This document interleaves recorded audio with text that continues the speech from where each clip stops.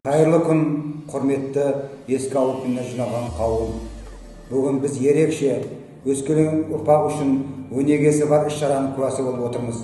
Ер есімі ел есінде.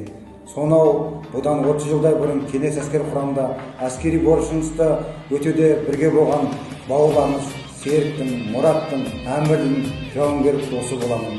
Марқұм болған Серік, Мұрат және Әмірлердің ерліктері ешқашан ұмытылмайды деп ойлаймын. Там жатқан снарядтардың жарылатынына қарамастан біраз жерге алып барғанда танып жарылады.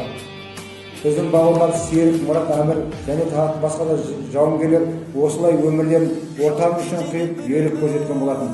Егер жанып жатқан танкты қасындағы танктерден ұзатпағанда бүкіл сол маңайдағы елді мекендер полктың өзі айқан кестен болатын еді.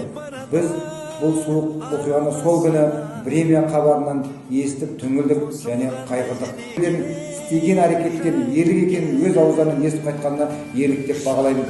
Алғысым шексіз. Марқұм менің қауырлас жігіттердің жатқан жерлері жанатта болсын, топырақтары торқа, есімдері мәңгі болсын. Жалғыздың жары құда